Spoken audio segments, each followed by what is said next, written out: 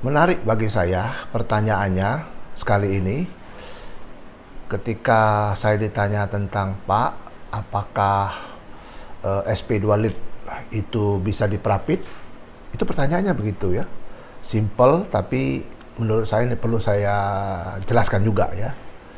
Subscribers ini punya masalah di kepolisian. Lantas pihak kepolisian telah menutup itu dengan SP2 lead. Artinya pemeriksaannya belum pada tahap penyidikan, karena dalam proses penyidikan itu di kepolisian itu harus dimulai dengan penyelidikan.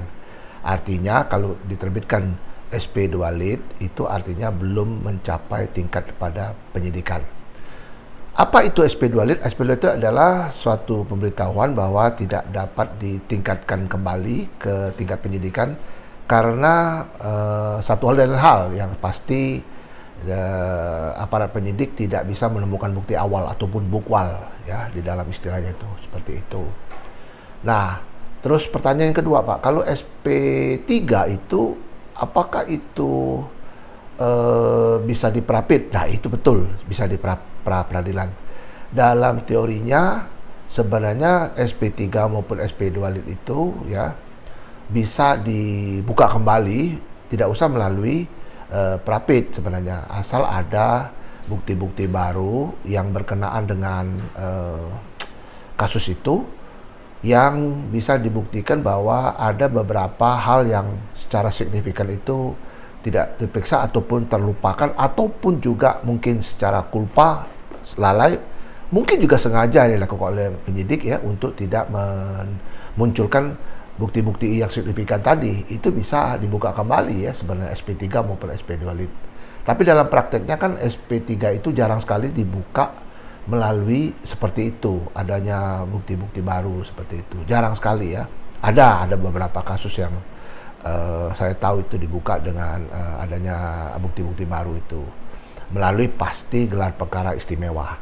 Kalau SP2 lead ya pastinya ya bisa dibuka ya, asal ada bukti-bukti baru ataupun bisa menemukan proses-proses yang mungkin dilanggar oleh penyidik itu sendiri.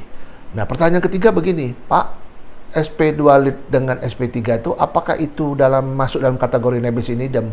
Oh tidak. Nebis in idem seperti video-video yang lalu saya pernah mengatakan berkali-kali bahwa nebis in idem itu adalah proses di mana sudah memiliki kekuatan hukum yang tetap, inkrah van huisde.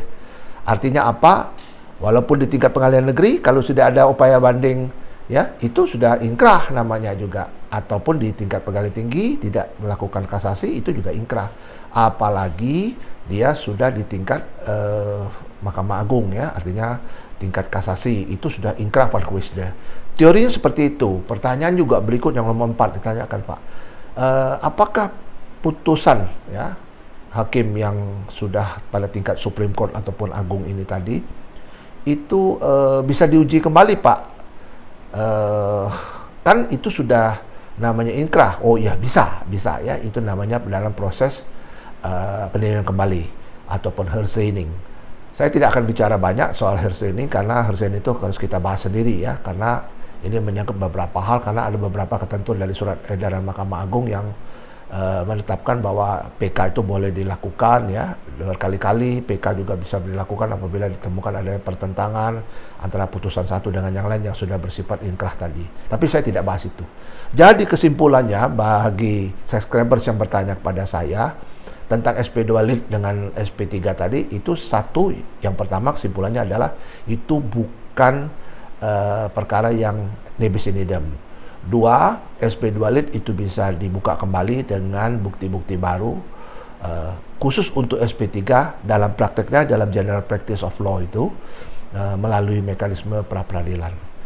Mudah-mudahan apa yang saya sampaikan itu membuat kita mencerahkan lah ya, khususnya bagi yang menanya pada saya.